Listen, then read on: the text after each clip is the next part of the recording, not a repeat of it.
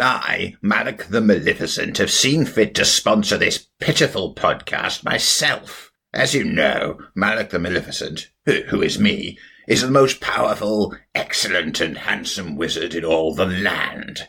He is guaranteed to be 100% better than that Victor von Wolfhausen Smythe and not at all genocidal. Malak the Maleficent, for a better tomorrow. Briefly. All the tabletop role-playing news. We aim to amuse and we aim to enthuse. And Morrus's unofficial tabletop RPG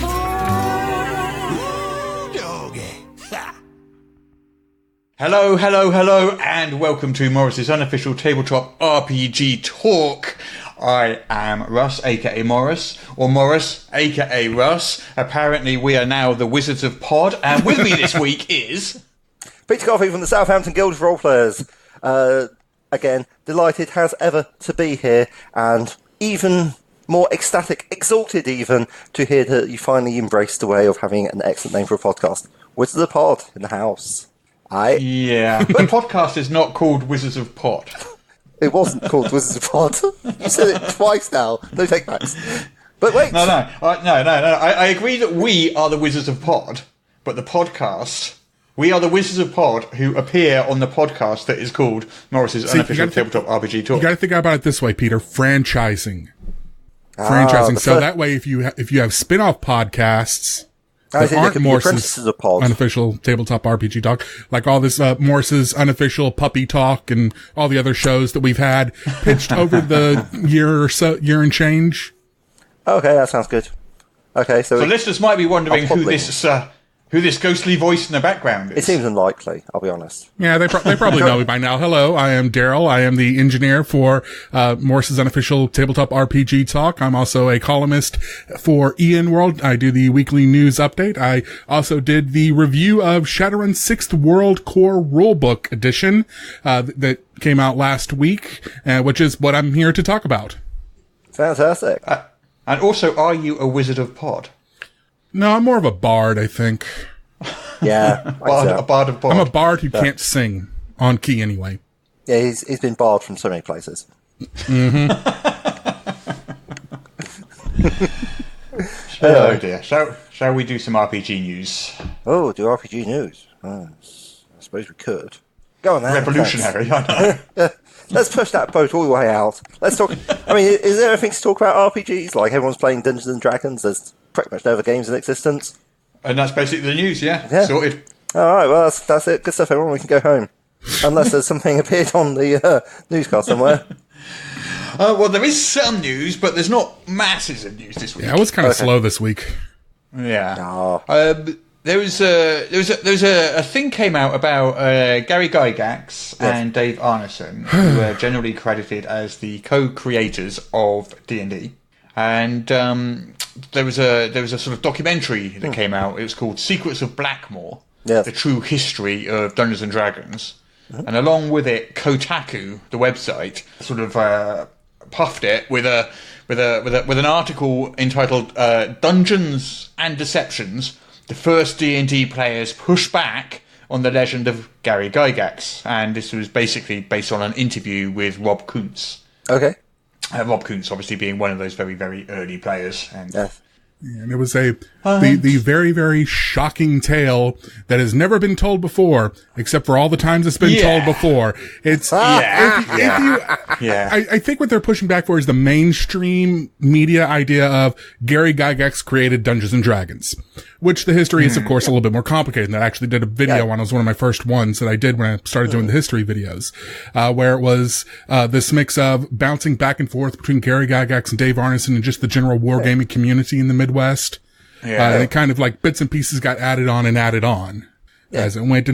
But they're trying to build it up like this big moon landing conspiracy level interference that's trying to censor the story of the true origins of Dungeons and Dragons. But really, everybody's heard this story a dozen times and everybody knows it. Pretty much, yeah. Yeah, it's not a secret. I mean, I guess you're right when you say probably the mainstream people maybe might not even know who Gary Gygax is, let alone... most people who don't dig into the, like, history or trivia or anything like that, who just they play the game probably might know, oh, Gary Gygax, that's the guy that made D&D. He was on Futurama. Yeah, exactly. Yeah. But for those that do know who Gary Gygax is, so this article is quite, I don't want to say bitter, but it does come across quite, do you know what I mean? It is quite... I didn't even read it because it just said, like, they pushed back against the thing. I'm like, oh, really? Again? So, yeah, I'm like, sorry. Yeah. I mean, it's not a flattering portrayal of Gygax. No, I mean, I'm sure some of the people who were with him when he was alive object to the canonization that took place post mortem, but if you read a lot of these interviews with the different creators and different players who were around at the time, you get a very sense of Gary Gygax the man, and not Gary Gygax the legend who created an entire industry. Yeah. So. I mean, you don't get to publicise like such a massive thing without being quite forthright about your views. Like, I imagine probably had a lot to say and had quite a strong personality. And I'm going to go out on a limb here and say maybe even a touch abrasive. That's the impression I took away from it of the reading I've done. So I mean, I imagine people change over the years anyway. Yeah, exactly. I'm sure when I'm, in my mid-60s, I'm going to be a very, different person to the one I am now. Like, much nicer, yeah. No, I'm sorry. I'm being mean. Yeah. No. Yeah. I have different views. I'm not going to say anything else for the rest of the podcast now. Oh, marvellous. All right, so Darryl, how you doing? On strike.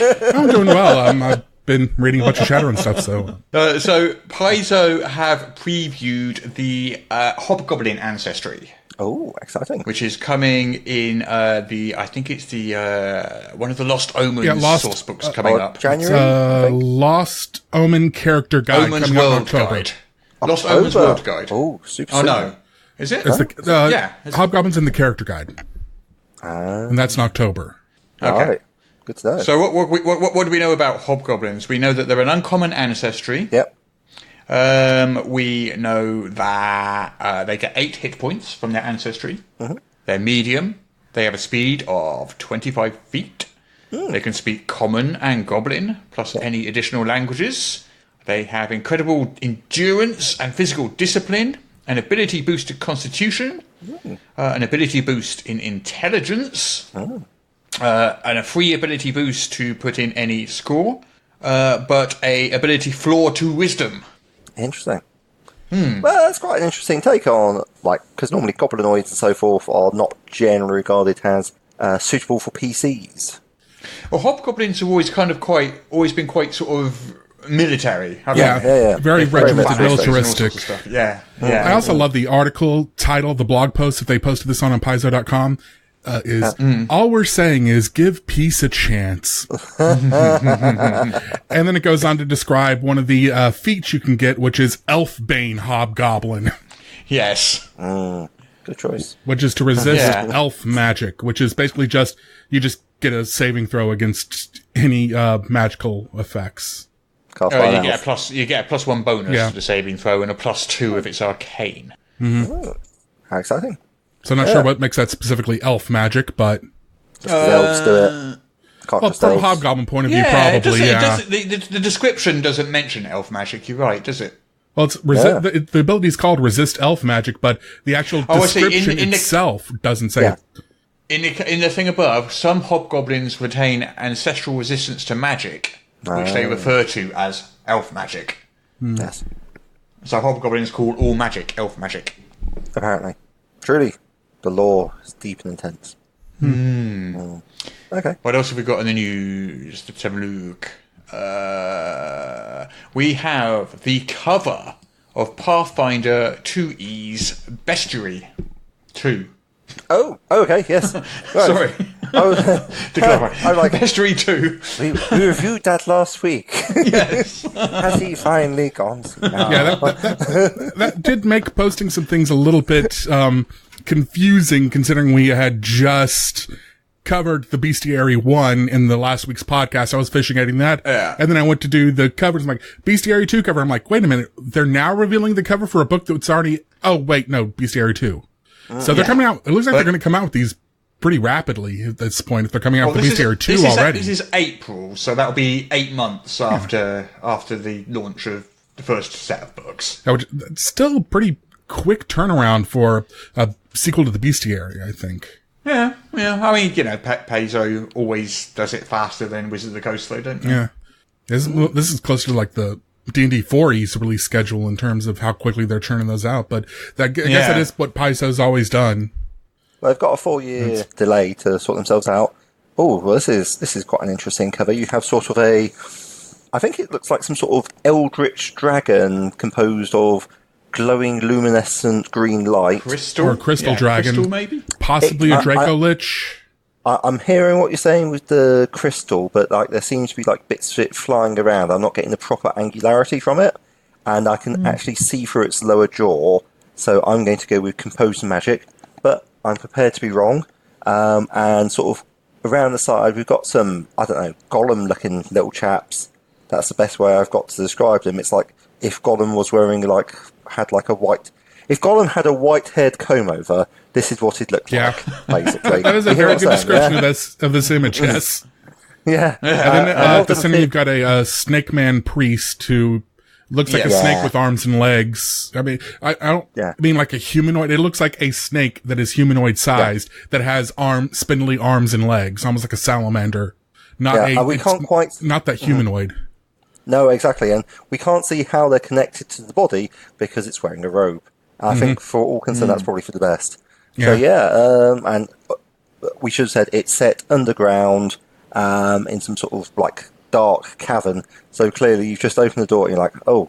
No, I've clearly come to the wrong area here. Let me just shut this door. Yeah. Sorry, I think this might be the beef gate. I need to turn around and go back to where the hobgoblins were. They were nice. Yeah. You can have a chat with the hobgoblins about elves and how rubbish they are and how much I hate them.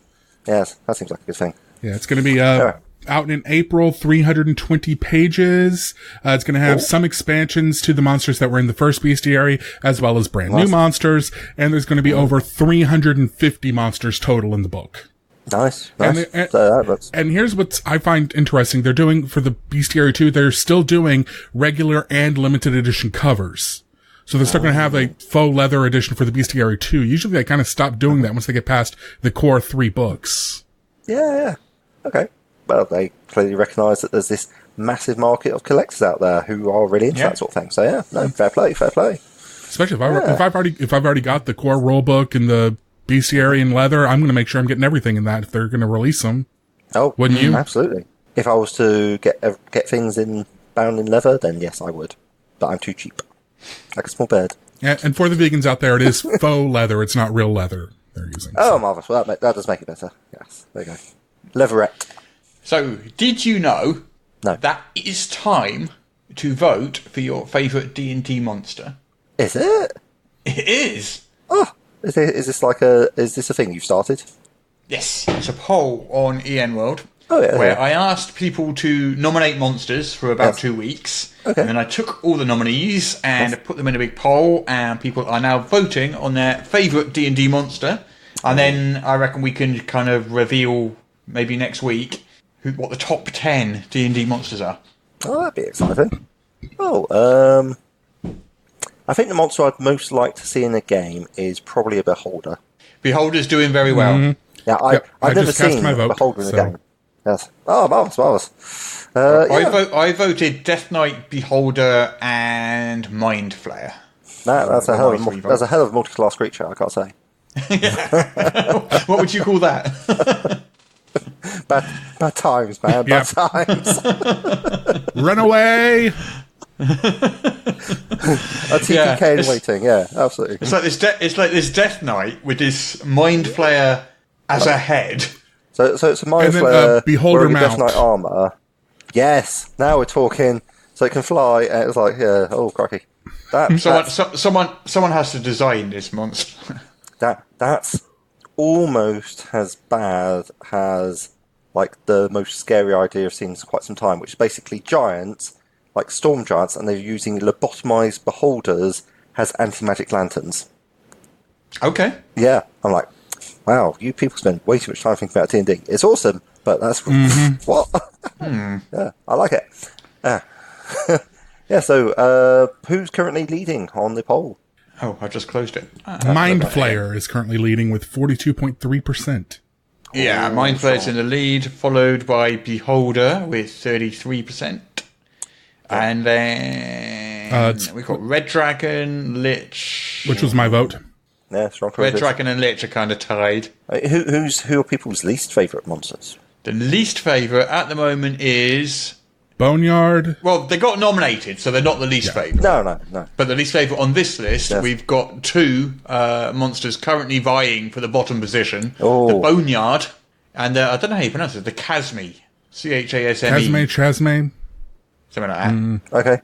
Well, a boneyard is presumably some sort of undead. I thought that'd be a location rather than a creature. Well, you'd be wrong. I would be. Maybe it's a sentient It's not the first location. time.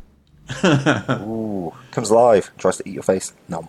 Yeah. Okay, and the Chasme, what's that? It's a horrible, nasty creature. Googling intensifies. Google it quickly. Here we go. So it's like It's a demon kind of wasp. demon wasp thing, yeah. Oh, wow. Okay, yeah. Okay, that's not my favourite, but that's definitely not good. Merciless demons resembling giant flies that enjoy torturing and tormenting other demons. Wow. Nice. They're demons that even sound other lovely. demons don't like. That's impressive. Well, I get the impression no demons like each other. No, but it's like, oh, great. There they are, the demons trying to have a picnic, and then the Chasme turn up, and they're like, oh, come on! Could be what's that's Sturges. annoying, wouldn't it? Sturges, I have a love-hate relationship with Sturges because, again, I live in southeast Texas. It's basically a swamp. Yeah. So Sturges You have aren't a real-life mythological Sturges. being. That is just what our mosquitoes are like. They're Yes. that big and that mean. Yeah. Every time you leave the house, unless you're covered in a cloud of blood spray, you're chased by flying insects the size of house cats. Yep. Bloodthirsty house cats. Nice. Well, That sounds sorry, lovely. house cats that specifically want to suck your blood as opposed to regular house cats, which are, of course, extremely bloodthirsty, as we all know. Yes. Okay. Well, that's exciting news about the poll. People should get on over there and vote. Give that Chasme some love. I think that's pretty much it for the news, to be honest. I do. It's been really quiet. I do have a couple. you have a some? couple of announcements. One, speaking of monsters and things that are bloodthirsty, Funko Pop announced that they are doing a line of Dungeons and Dragons licensed Pops, including they're going to have was it Asmodeus, the Lord of the Nine Hells, a Mind Flayer, and Minsk with Boo on his head. It's quite interesting that we go from the satanic panic in the 80s to Funko Pops of Asmodeus now. Yeah, Funko Pops those are little chibi-looking things. Yeah. Yeah, it's like little plastic figures that just sit on your shelf. Yes. For those people who haven't seen them, I think. Let me just have a quick look, just to make sure I'm talking about the right thing. But as I understand it, so they're about 6 inches tall. If that, about 4-6. Yeah, and they've got absolutely huge heads and are basically an attempt to. Yeah, these are the ones I'm thinking of. Oh yeah, there's a little mind flayer with tiny little body, very little arms, and absolutely massive head with tentacles coming out. Oh yes, and there's Minsk, recognisable with his purple facial tattoo, with a tiny little boo sitting on his head. Whilst he's holding an extremely unsized toothpick two-handed sword. So yeah, okay. So that's it is, as you say, a big change from the Satanic Panic. Where it's like, daubs. We should stick them on our shelf. And then this is one I found this morning and posted on RPG News. WizKids announced a new miniature. It is the walking statues of Waterdeep. Oh, right. Full scale Wow. walking. The mini is 11 inches tall because the walking statues of Waterdeep are like 60 feet tall. So to scale them to standard minis, they had to make, and so those came out today. It's $59.99 for one of them. Okay. Yeah, it's not cheap. so that's 60. But it's about $5 an inch, which isn't too bad, to be fair. Yeah, and if you considering the size of damn things, yeah. Yeah, because they've got a picture of what the miniature looks like, and they've got like a standard like hero miniature. The hero doesn't even come up to the top of his ankle. Oh, yeah, okay.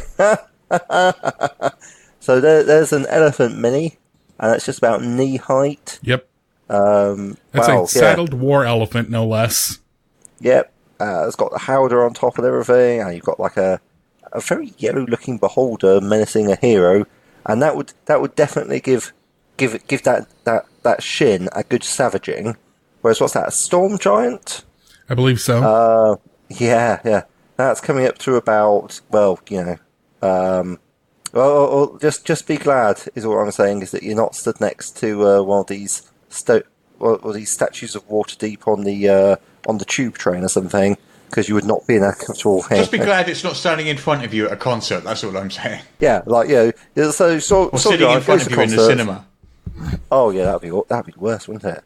It'd be like, excuse me, sir, would you mind removing the upper 8/10 of your body? Thanks. Absolutely. Wow. That's just why. I think is it for the news though. I had one more. Another one. One more I found. Secret surprise. This one is a little bit more miniature war gamey, but it's one that I am very excited about because I'm about to win a bet. Oh, excellent. Games Workshop has officially announced the release date for Plastic Sisters of Battle. They are coming. They are coming in less than 2 months. 2 months. November. They're coming this November. They haven't released a price yet, but it's going to be 25 miniatures in the box set that they're included with. And I'm winning a bet because someone bet me that they would never actually do it, even though they announced it 2 years ago. Yeah, I mean, 15 years since they first came out. 1990s is when the last time the sisters have gotten an update. Yep. And now, finally, welcome to 2019. Are these pre-painted plastic or not? No. This is Games Workshop, nothing's pre-painted. I will not be buying them then. I know. But still, it's like over a decade and a half too late for me, but that's excellent news. Oh, there was another big bit of news. Oh yes. Don't know how I forgot this. The table of contents from Baldur's Gate Descent into Avernus. Oh yeah, I remember hearing about that. So I totally forgot the biggest bit of news of the week. Okay, so for those who are very interested in Dungeons and Dragons, we're sorry we almost forgot the big bit of news. I don't know how I forgot that. But we don't think we can fire us, but we'll get a trebuchet.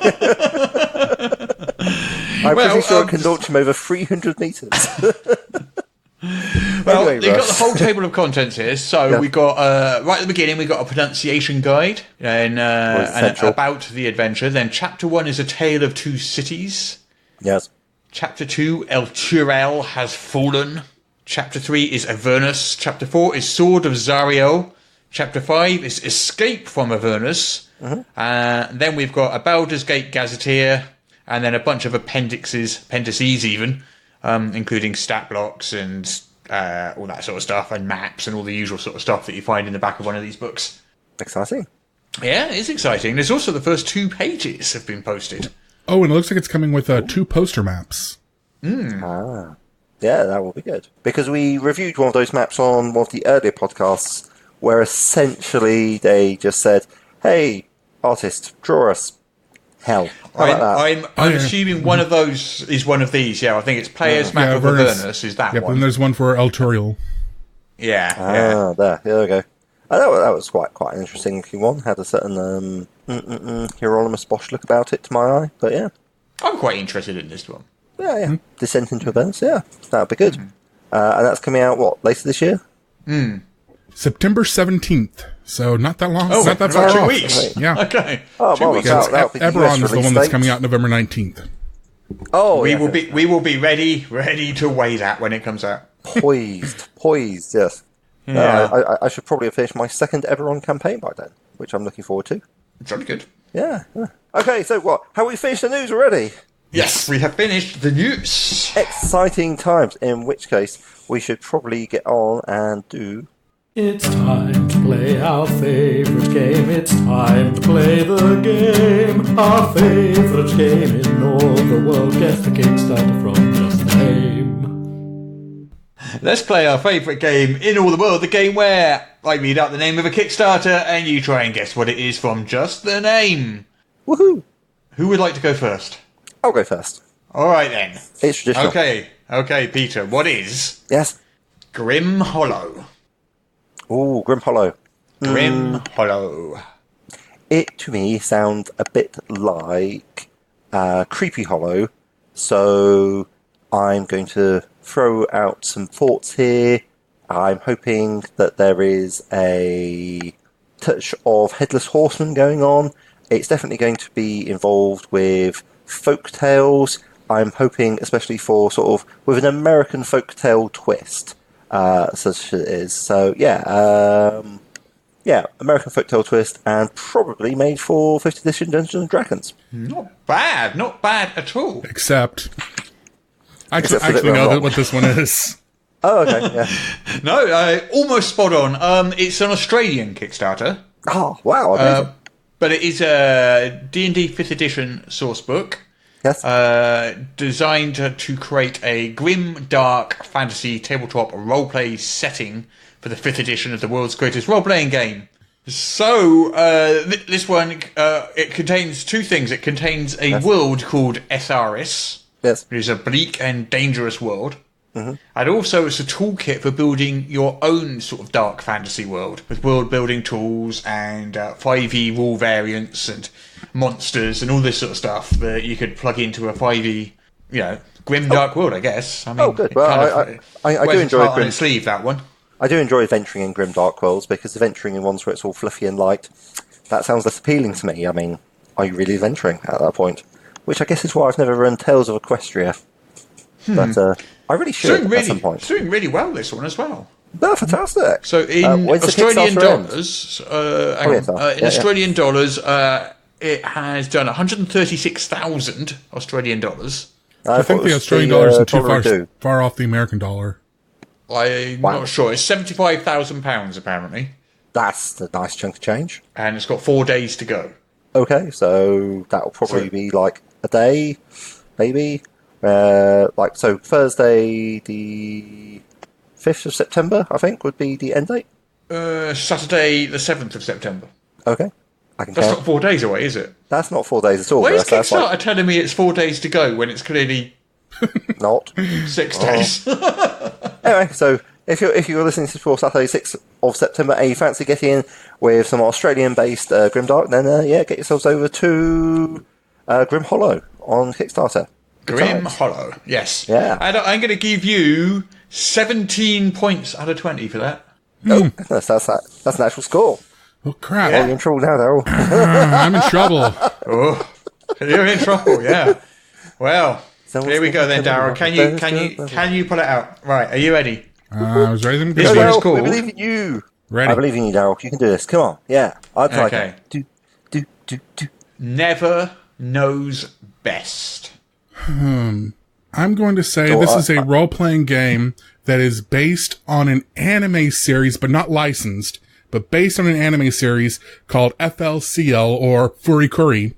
And I know this because I actually know what this Kickstarter is. I knew in advance.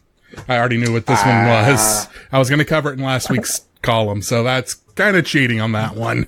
All right, we'll do a different one. However, it is an actually really interesting game, because they're making a role-playing game out of I don't know if you've ever seen FLCL, Furry Curry. It is basically a surrealist / Dadaist anime. It is all symbolism, no meaning, no plot.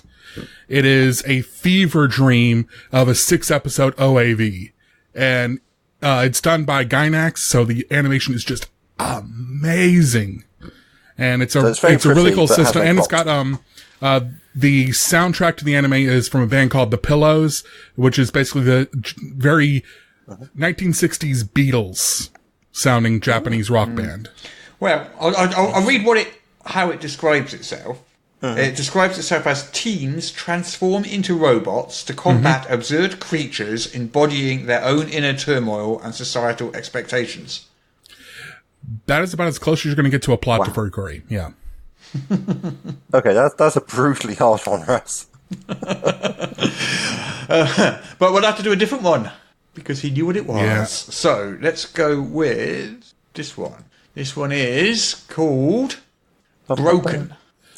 broken with an exclamation mark at the end. Okay, now I'm getting punished by something super generic because I happen to know the last one.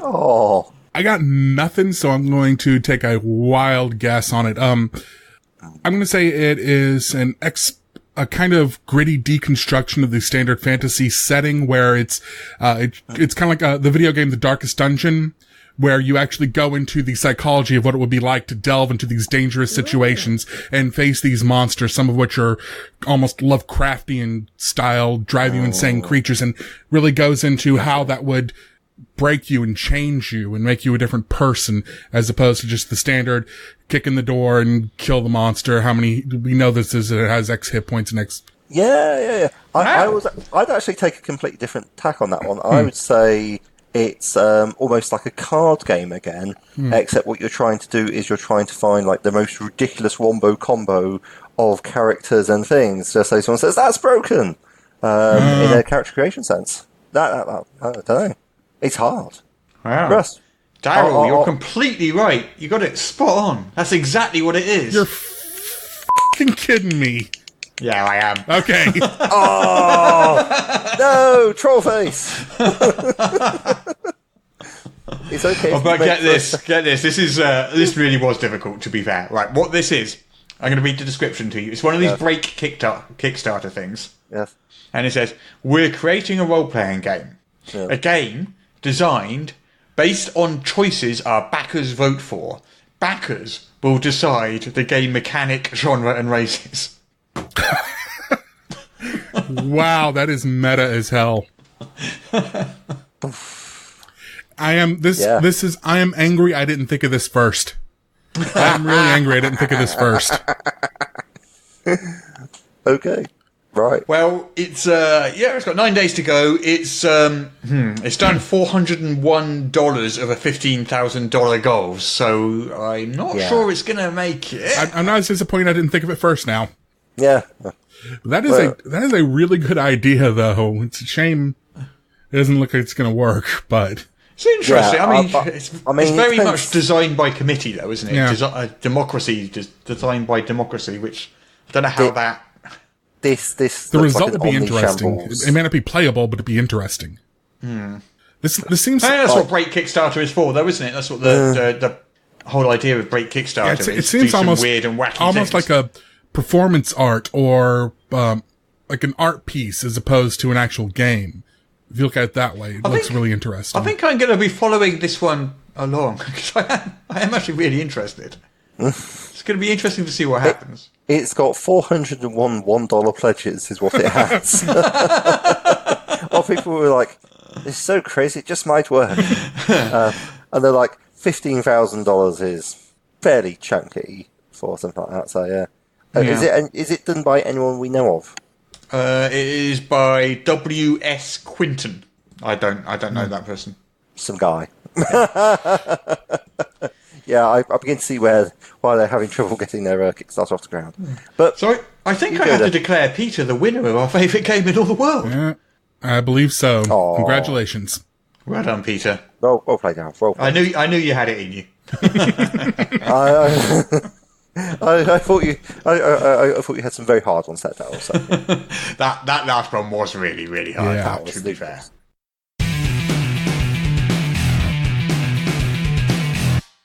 2 pints of ale, please, barkeep.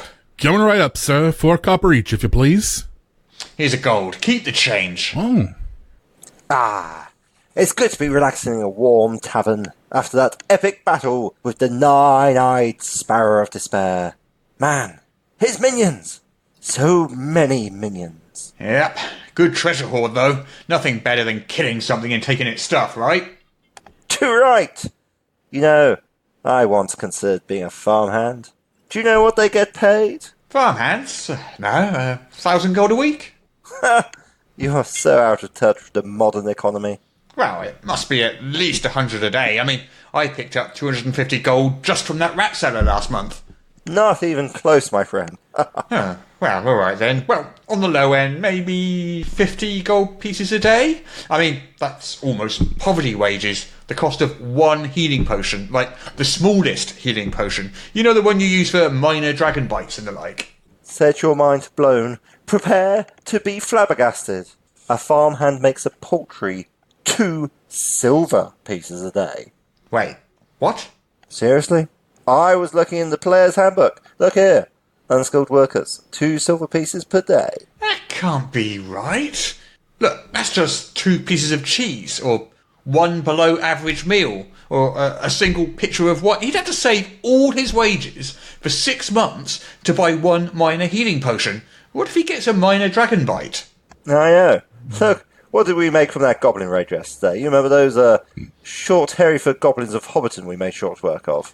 I'm still not convinced they were goblins, you know, but anyway, let me check. 100, 200, 300, 360, 370, 375 gold pieces. Each? Yeah, of course. Right, so on yesterday's earnings, I could live the life of a farmhand for 1,875 days. Wow. Why do they do it? Why don't they just become adventurers? No, indeed, I know. There's a spot of mild peril involved. But for a pay rise of 187,500%, it seems like a firm career choice. So, do these farmhands come with their own tools? I guess so. It doesn't say anything about additional costs for farm tools. I asked because this short sword right here, I got it for 10 gold pieces, which makes it worth 50 farmhands.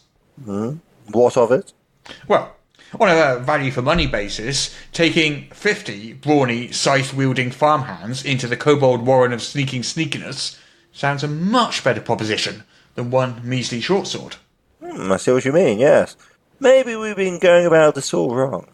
I'm thinking 0-hour contracts, minimum wage. How much do you have on you right now?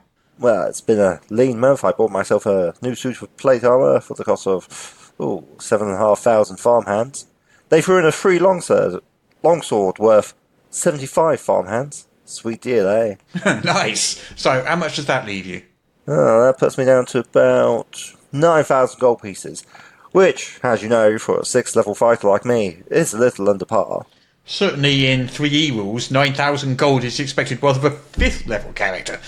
I'm not sure what the current exchange rate is. Well, no matter. That's 45,000 farmhands. Now, what's the population of this town? Let's see. Boggleswood, medieval city about the size of London. Let me check. Yes, about 45,000 people. So you can basically hire every person in this entire city?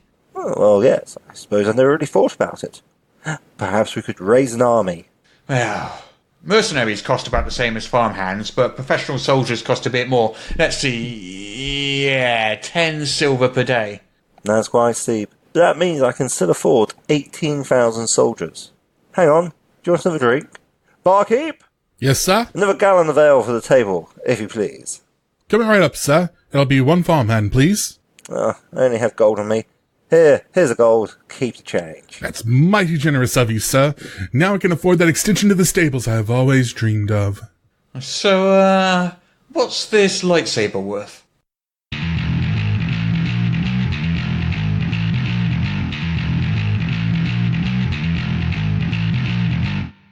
Alright, are we ready to talk about some Shadowrun then? I'm always ready to talk about some Shadowrun. Oh, is that the time I've got to be off? Sorry, It's chaps. kind of hard to get me to stop talking about Shadowrun once you got me started. Really? We hadn't noticed. Well, more specifically, we're talking about the brand new Shadowrun 6th edition, which you have a copy of, Darryl. Yes, I do. Yes. Do you have the PDF or do you have the actual book? I got the PDF. The actual book isn't out yet. They had a print run that they ran off, and they airshipped some of them to Gen Con. Yeah, and that was full of errors, wasn't it? Yes, and it is they had a 10-page errata, which I'm going to be honest. The PDF technically was 8.5 pages, because one page was just a big splash page that said Shadowrun 6th edition errata, August 2019. Okay. And then the last page had like 2 paragraphs on it. So it's not quite that bad, but I will say that's about the only flaw in this book is the editing. I'm going to be honest. There's a few problems with it, but I actually do love this system. I Shadowrun was one of my first loves. It's the game that got me into role-playing games. I like 4th edition. I like 5th edition-ish. I love 3rd edition. I love 6th edition. 6th edition is probably the best expression of the rules I've seen in a very long time, and it might actually replace 3rd edition as my favorite edition. Wow. Oh, that is praise indeed. Yes. Straight out the gate, fighting words. Mm-hmm. Okay, come on now. Break it down for us. So in terms of the setting, whereabouts is it set now? It's now set, the year is 2080. Again, the rule of thumb with Shadowrun is if you pick up a book, whatever year that book came out in, it takes place 60 years and 6 months in the future, give or take a few months. So we're now in the 2080s. So what year is it that everything's supposed to go haywire and it all changes? 2011. 2011. December 24th, 2011 is the awakening. Oh. Okay. So I missed that. Yep, then. unfortunately. I did not awaken in 2011. No. Well, I don't know. I mean, like... I crossed my eyes really, really hard to try to astrally perceive, but it just didn't work. Too hairy for an elf. It's my life. Yeah. Oh, okay. So Shadowrun's not predicted for the future. Sad times. I don't know about that. It is a world 2011? dominated by mega corporations who are basically nation states unto their own, and it's basically late stage capitalism run amok. So it's a boring dystopia with very oppressive government agencies, as well as heavy policing of the internet and censorship of the internet, and what you can and can't see is controlled by the corporations. So it's basically a parody of what our future probably is. Except for they wrote this, and this is the same thing it's been doing since 1989. So it's like, it's more of a, hey, we've been trying to warn you for 30 friggin' years. Yeah, I mean, this is probably like just a crazy idea, but maybe we could get people to stop treating role-playing game books and dystopian novels has guide manuals. You would think more that. as, like, warnings. I'm just wondering, if I got to live in a Shadowrun world, I want to be able to plug my brain into the Matrix and cast spells. Damn it! That would be good. But yeah, that's that is basically the setting. It's urban fantasy meets cyberpunk or post cyberpunk at this point. Yeah. Yeah. So for those unfamiliar, we've got orcs, elves, dwarves, trolls. I don't think we've got goblins, do we? And there's the occasional odd dragon kicking around. Goblins are specifically what's called goblinization, is what happened in the year 2021 that created orcs and trolls. And then there are sub-races of each of those, and it really goes into the biology in some of the source books where it talks about how the different species and genuses and subgenuses work, and how the DNA of different ones relate to one another. So they actually have brought in actual biologists and geneticists to write and consult on some of these books over the years. So. Yeah, and the idea, as I understand it, and I'm hoping this isn't like a big spoiler for anyone, is that magic follows a sort of sinusoidal wave where it becomes like more powerful and less powerful, and we're just coming from like a big magical trough, and the world is becoming slowly more and more magical. That's about. It's a 6,000 year cycle, and we were just finishing up the 5th world. The 4th world is actually the role-playing game Earth Dawn, which is now published by FASA Games, which is not FASA Corporation, but it is, and that's complicated legal crap. Anyway, but Earth Dawn was the 4th world. The 5th world was our real world with all our written history in it. And then the 6th world happens, and that is Shadowrun. And that is when the magic starts rising up again. Okay. And so we've got all this magical stuff, all this fantasy stuff, but we've also got like incredible high-tech cyberpunk goodness going on at the same time. And you can mix and match the two at your peril. Yeah. Cyberware, some of the technology such as cyberware doesn't really play well with magic because the cybernetic implants inhibit your ability to access the astral plane. And that's kind of, it's one of those game mechanic things they've reverse engineered into being a separate thing where it's, you can either get a bunch of cyberware or you can cast magic. You can't really do both, but you can if you really, really want to. And you can sometimes find optimal builds in that. And that is, Shadowrun is really 2 games in my opinion. The first is the actual role-playing game itself. The second is the character creation game. The game to make the most powerful character you can within the concept you want to play. Okay, so Shadowrun 6th edition. Tell us more about it. What's the editing? Not a plus point. What's the most exciting change you've seen? The biggest thing that's changed is there's a new system called Edge, and yes. Edge has been part of the game for a while now. But what the Edge system, what the Edge system does now is it works. I don't want to say exactly, but it's very similar to like Benny's in Savage World, where it's you have an Edge attribute that then sets your Edge pool. And your edge pool is made up of edge points, which you can use to take edge boosts or edge actions. And I really wish they'd come up with more diverse names, because it can get a little confusing, keep saying edge that often. But what is, you can spend your edge points to either boost your roll, like re-roll failures, or change the number on a die from a 5, because it's a D6 dice pool with a fixed target number, so you get your 5s and 6s are hits. So if you roll a 4 on a die, you can spin an edge and change that 4 to a 5, and it becomes a hit. And that's kind of the things you can do with edge, or you can take bonus actions. Like there's one for if you're doing running a con game on someone, you can spin an edge to add the drama.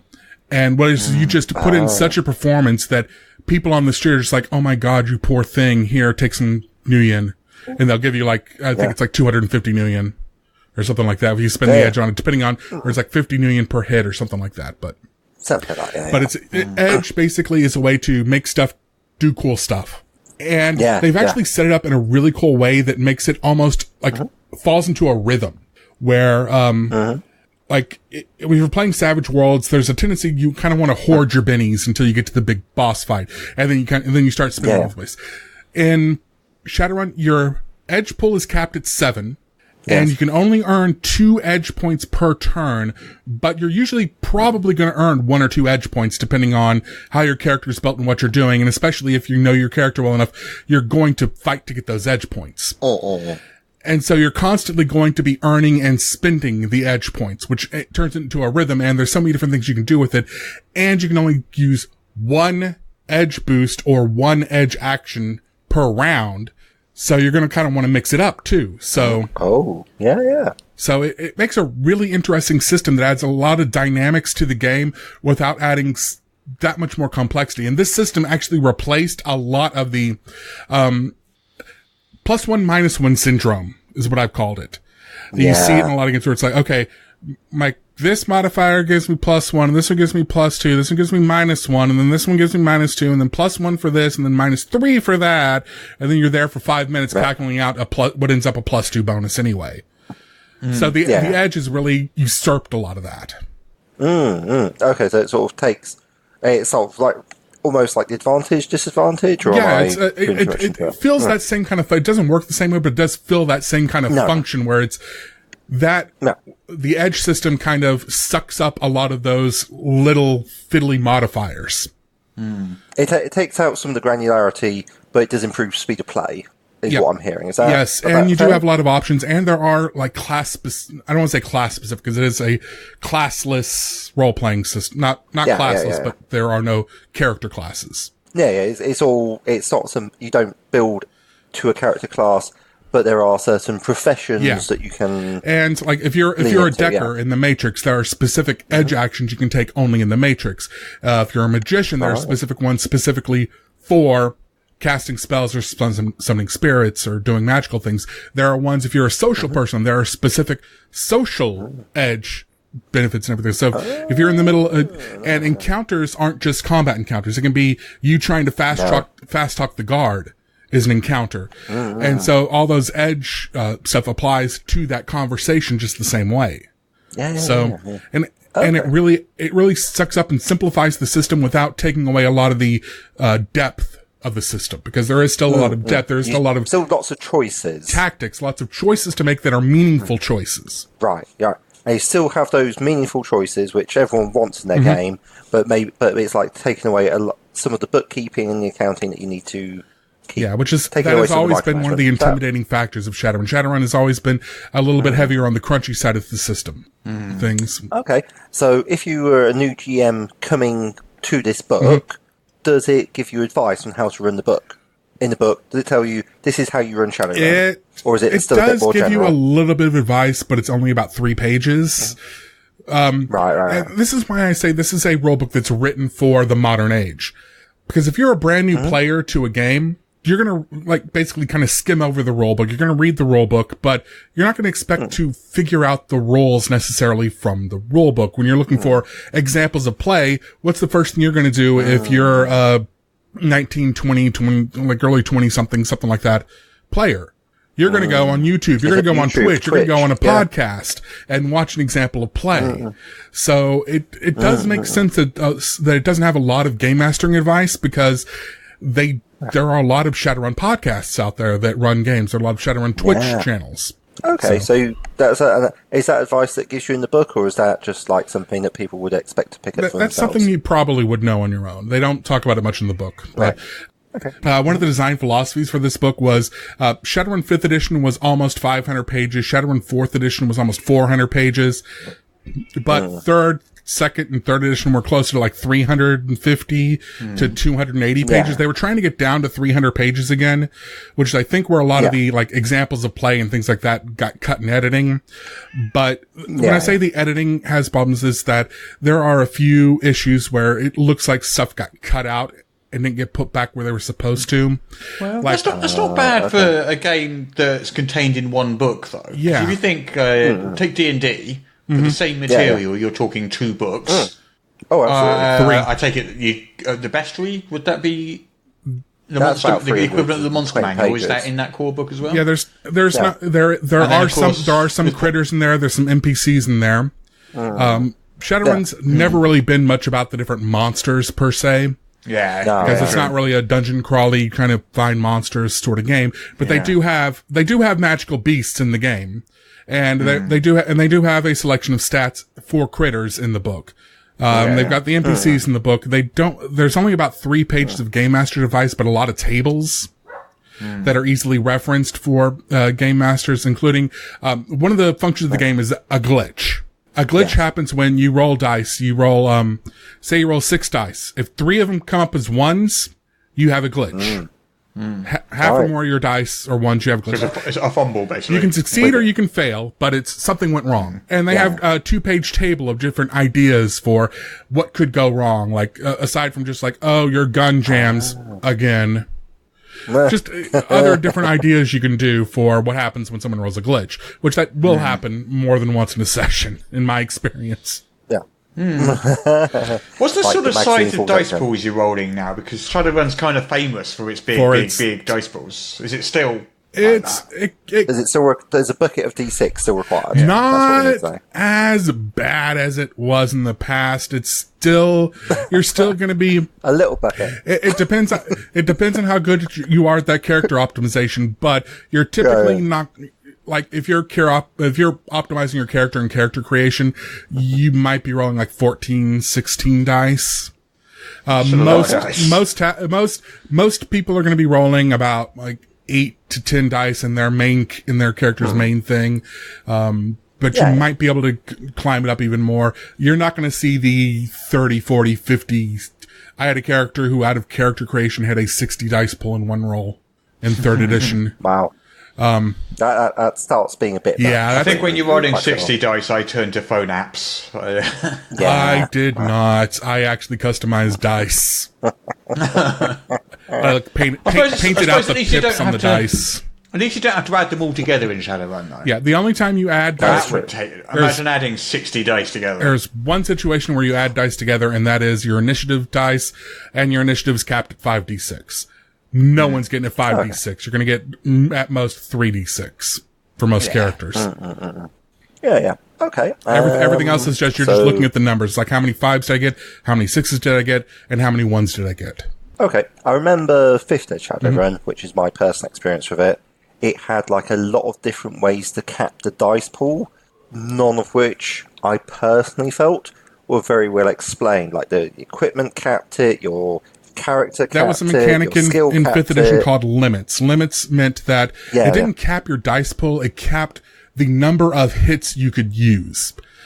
So if you rolled, like I said, if you rolled 6 dice and you got 6 hits and you go, yay! And then you look and you're like, limit 2. Crap, I can only count 2 of these.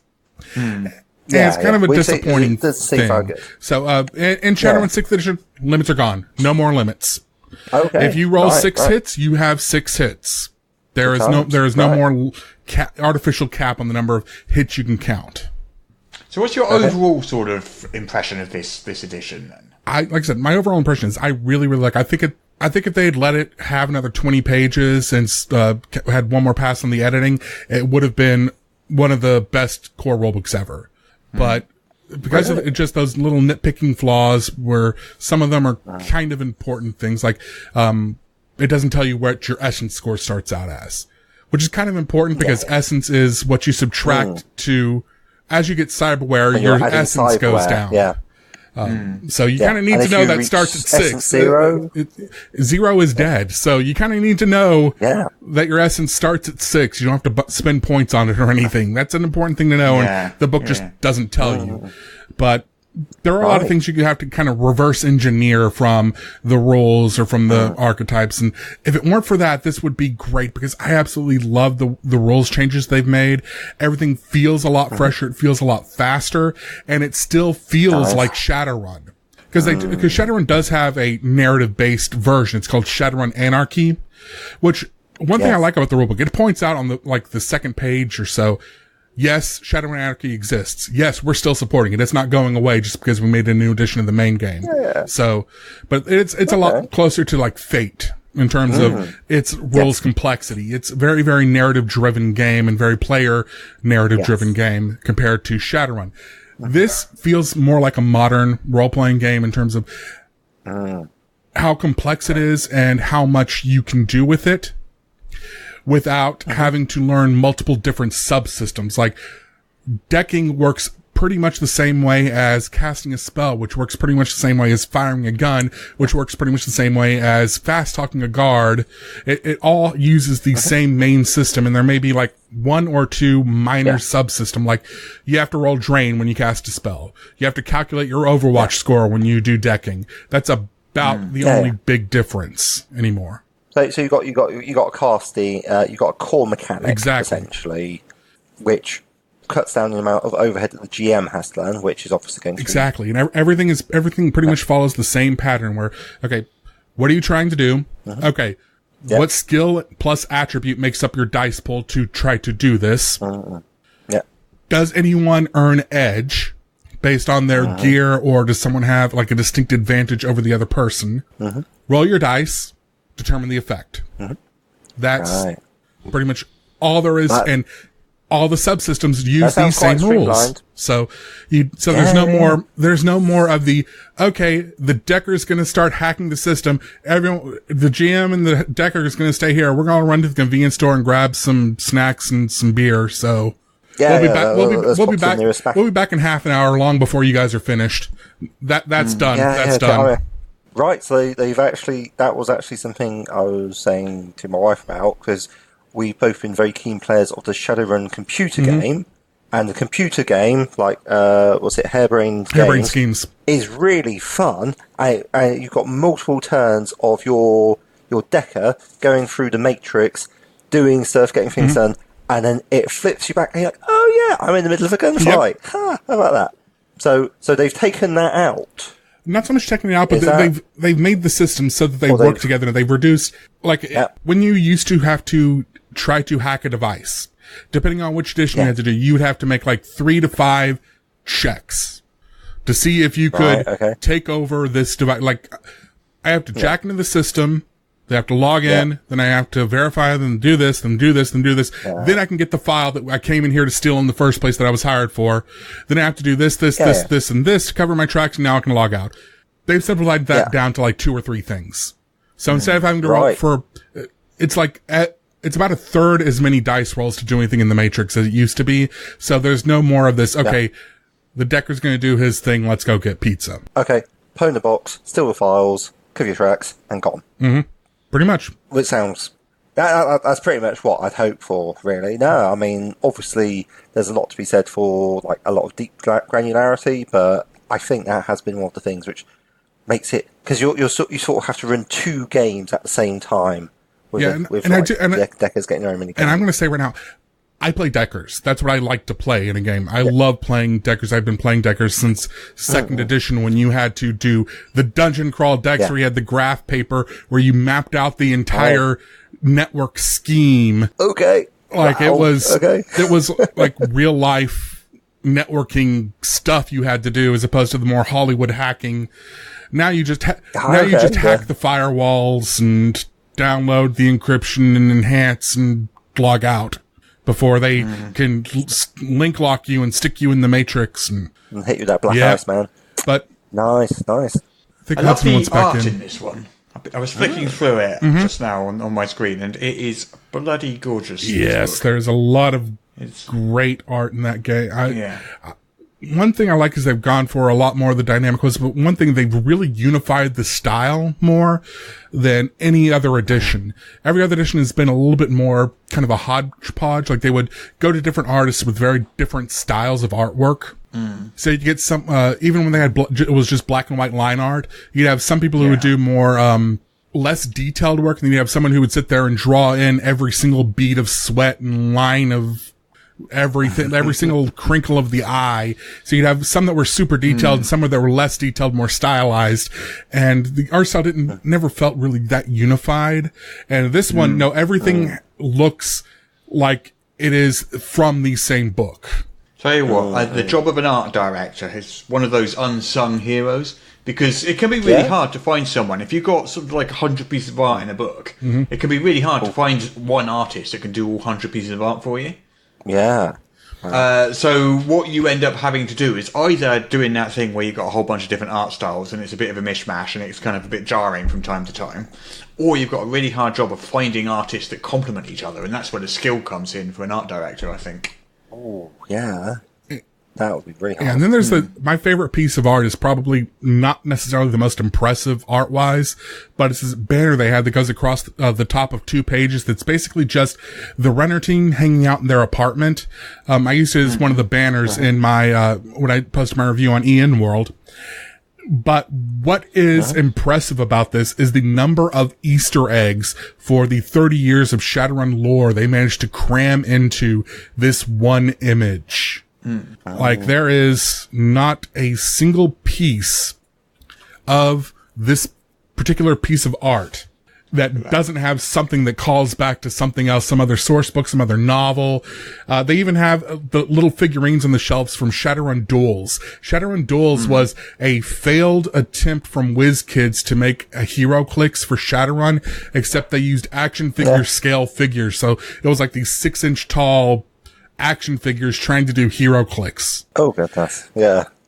And they got those sitting on the shelves. So... it's I'm not quite sure how to describe the artwork, really. It's sort of, it puts me in mind a little tiny bit of watercolours, because I've seen sort of this, so it's like sort of a photorealistic sort of structure, but then it's like got an art, and it's got sort of a watercolour over the top, so like the colours, and it's all like slightly faded, if that makes sense. It doesn't really... out. It's like everything is like a little bit washed out almost. The way I've always thought of this art style that they've started moving towards is kind of like digital dreamscape, where it looks like it's something that's watercolored, but at the same time it looks digital at the same time, digital art at the same time.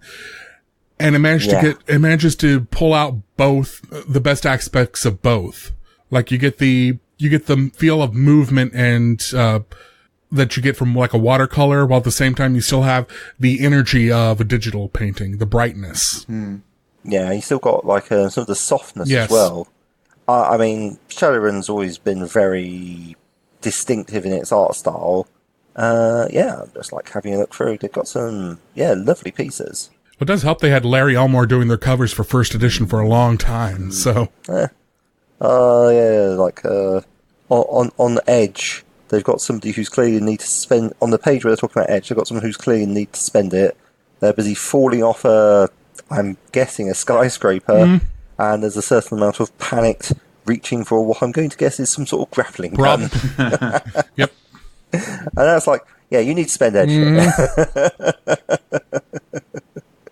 Yeah, okay. Yeah, so the editing has let it down, sadly. Yeah, because they've been trying to keep it as small as possible. Is that despite the errata, or this is, are you talking about pre-errata? I'm talking about from the PDF, which does have the errata included. So if you go to drive-thru right now and you buy the game, you get the errata edition, but there are still a few problems with the editing, which, again, it's kind of a nitpick and is something you can figure out. And it's something, if you go on the forums, people have already started talking about on both like Facebook groups and the subreddit and the official forums, but it's just things that I wish they should have gotten. Like, for example, if you're playing a rigger, which is someone who controls vehicles and drones with their mind the same way a decker hacks into the matrix or the internet with their mind. Yes, a robot wrangler. Exactly. And if you're playing one of those, there's two pieces of gear you need to have. One is a vehicle control rig. This is a piece of cyberware that allows you to interface with vehicles. The other is the rigger command console, which is the computer system that handles all of the software for your drones or your vehicles and acts as your defense if someone tries to hack your connection to one of your drones. If someone wants to hack into one of your drones, like if I'm playing a decker and Peter's playing a rigger, my decker tries to hack your drone so it stops shooting my guys. Your rigger command console is what I'm having to hack into. Yes. Rigger command consoles are not in the gear chapter anywhere. They are only in the rigger chapter on page 197, which that's a very important piece of gear for that character build that you can't get there. Another thing is, they talk about capsule rounds, which are rounds you can load into a gun that when you shoot them at someone, it injects them or splashes them with some sort of chemical or drug. Yeah. The only place you can find out how much drugs, all the drug effects are listed under the health chapter, the chapter on healing and everything else. So, they're not in gear, they're not in the gear chapter. The other thing that's not in the gear chapter is the cost for any of these drugs or toxins or anything else. Those are listed on a table that's in the back of the book they have like about 8 pages of all these tables, which is actually really great. It helps keep you when you're running a game from having to try to flip through the book to find a table. Most of the tables are in the back of the book. Except there's a table that lists the costs of all the toxins and all the drugs that are in the game. That is the only place you can find it. And it is actually after the index in this list of tables. That is the only place you can find where drugs cost. That's kind of a little bit of a problem. And again, I think it comes down to they were trying to edit and they were trying to cut to get down to I think it's 322 pages for the core rulebook for a book that is trying to still be the core rulebook to a game whose last core rulebook was 487 pages, I believe. And still have all the same options, because they're trying to get back down to what it was in Shadowrun First Edition and Second Edition, but there were no technomancers in those earlier editions. They didn't have to have rules for that.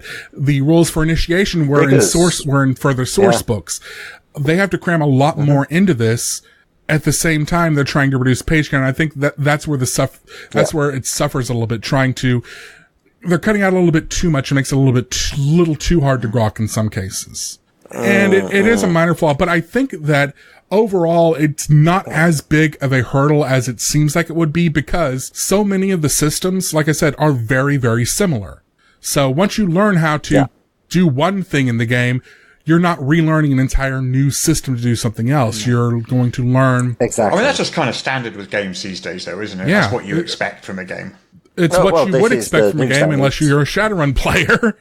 When you were used to having, okay, here is all our game. Now here is our decking mini game off to the side. It's what D&D did with third edition, isn't it? Yeah. When it went from second to third, that's what D&D did, and pretty much every other game on the market does that now. Yeah. And this is the best iteration I've seen Shadowrun do this, where everything is the same thing now, but everything still feels unique. If you're playing a decker, you don't feel like you're just playing someone who happens to use the Matrix. No, you feel like you are playing a decker. You are a character that exists in the Matrix. You are the keyboard cowboy, the master of cyberspace. You are Crash and Burn or whatever. I can't remember that much more of hackers off the top of my head. Yeah. But so what sort of support has the game got out of the gate? Have we got some adventures? Do we have anything like that coming out? Nothing came out at launch. aside from the adventure that came with the beginner box. But they did come out with 2 source books.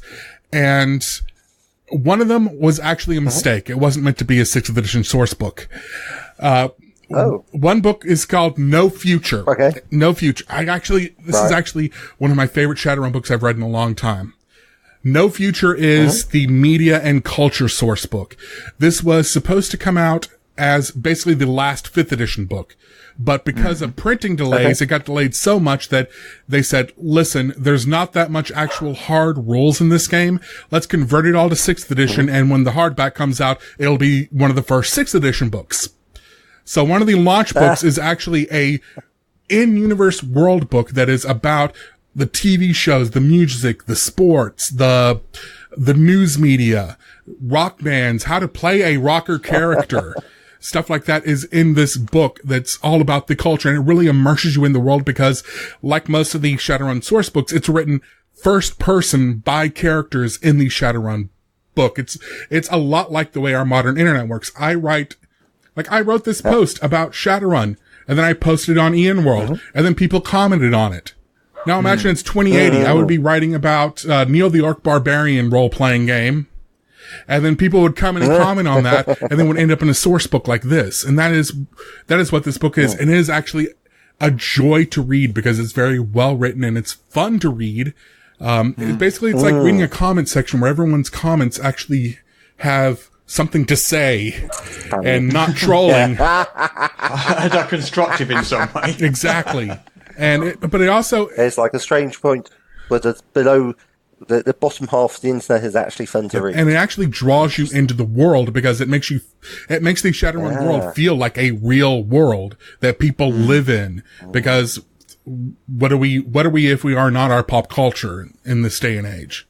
And then the other book that came out was the Neo-Anarchist Streetpedia, which I personally didn't like this book, but I still highly recommend this book. And let me explain why. It is basically a summary of the Sixth World, written as like little short encyclopedia length entries. So if you need to know about the Shiawase Corporation, or I mentioned Neil the Orc Barbarian before, you don't know who that is? You can look them up in this book. Yeah. You can look up Dunkelzahn, you can look up Lothvir, you can look up, all the characters, all the companies, all the nation states, all the big NPCs and players in the game, and they'll give you a little brief on who they are. The reason why I didn't like it is because I've been playing this game for 28 years. I know all this stuff like the back of my hand already. I didn't need this book, but for people who don't have encyclopedia level knowledge of Shadowrun already in their heads, this is a great resource, and it's a great resource to come out the first edition. Now, you're asking about adventures. I need to look up what the release dates are because they've shifted. I don't think they have a firm release date anymore, but there is going to be both a campaign setting book and an adventure book. And the way they normally do these is they release one book that is an in-universe source book for some sort of major event that happens in the world. And then they release an adventure book that's for game masters, and it'll have usually about 3 to 8 linked adventures that take place within this event that's happening. What is happening is, and there's a teaser on their website. If you go to shadowruntabletop.com, I believe, or no, shadowrun6theworld.com is the website that has it. There's a teaser trailer where apparently Washington, D.C. has had a total blackout, except it hasn't. Right. Some people are reporting Washington, D.C. has no power whatsoever, and some people are saying, no, I'm here, the lights are on, what the hell are you talking about? And we don't know what that means yet because they haven't really told us much yet. That all we know is there's some sort of blackout. Yeah. I believe it's going to take place in Washington, D.C. and Toronto are the 2 cities that have come up so far. But that's going to be coming out toward this fall. So that'll be another couple months away. Exciting stuff. Yeah, sounds like there's a lot of potential Shadowrun. You know what might be an awesome idea, Russ? I think it would be excellent if we asked Darryl very nicely if he wouldn't mind running a game for us. A game of... So we could, like... Parcheesi, obviously. Yes. That's what I spent the last hour talking about, right? Shadowrun, but your way works even better. I'm super down with Parcheesi. Well, it's not the worst idea you've ever had. I have never actually played Parcheesi. No, I've had much worse ideas, I've got to be honest. Like, so many worse ideas. Yeah. So many. Yeah, we can do that. We can definitely do that. In which case, we should maybe push along and do that and wrap this podcast up. Overall, like, I absolutely love this edition. I've been playing this game. It is my first role-playing game. I had high expectations for this edition, and they met them. They met them and actually exceeded them. I am really, really happy about this. Nice. I am really looking forward to second printing, where they have errated a lot of this stuff and fixed the editing errors, which are, like I said, it's minor nitpicks that bug me. It's not going to stop you from learning the game. It's not going to stop you from playing the game. Seriously. Check this out. If you have ever been one of those people that have said, I love the setting and hate the rules, or shame about the rules, this is probably the edition you should at least check out when it starts getting up on shelves. Thumb through it at the store. If you have a friend who plays Shadowrun, maybe have them loan you a copy of their books. You can look through it. Give this edition a shot. This edition may be the edition to convert you over and sell you on it. If you're into the concept of urban fantasy meets cyberpunk, this is the rule set for you, I think. Well, I think it's probably time to wrap up the podcast there. So, for those people who want to see how Shadowrun plays, we're about to carry on and do an actual play. Darryl's going to run it for me and Peter. That will be coming out separately from the main podcast, but on this same feed. And for all you Shadowrun fans out there, food fight! Food fight! They have no idea what I'm talking about. All the Shadowrun fans are like, oh, hell yeah. So we'll wrap this one up, and then we will start playing. Yes. All right, then. So it's been wonderful, as always. Thank you so much for coming on, Darryl. Thank you very much for having me and giving me a platform to talk about Shadowrun a lot, because you know it's hard to shut me up about it. I would thank Peter as well, but I'm not gonna. So next week we've got Matthew Corley, who's going to come on and talk about Harper's Tale. Yes, that's a charity concern trying to raise money for kids with cancer, I believe. Yeah, kids. Well, a worthy cause indeed. We should look forward to having them on. Yeah. So until next week, then, or you'll probably hear from us before then as we play our actual play of Shadowrun.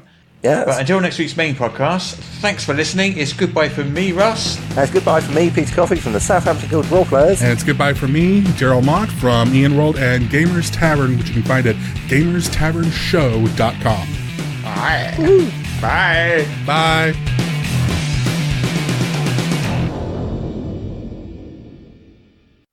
Apparently I now have to read this to you. This is the official podcast of Morris's unofficial tabletop RPG news, which you can find at enworld.org. You can find show notes at morris.podbean.com or wherever you found the podcast. If you feel like they deserve it, you can support the show on Patreon. In return, you will receive exclusive bonus content. Just go to patreon.com/Morris. If you're interested in his babbling nonsense, you can follow at Morris on the Twitter. Send your emails to morrispodcast@gmail.com. Not all of your emails, just the ones you want us to see. That's it. I'm bored now. You can go away. Shoo, off you go. Goodbye. Get out of here.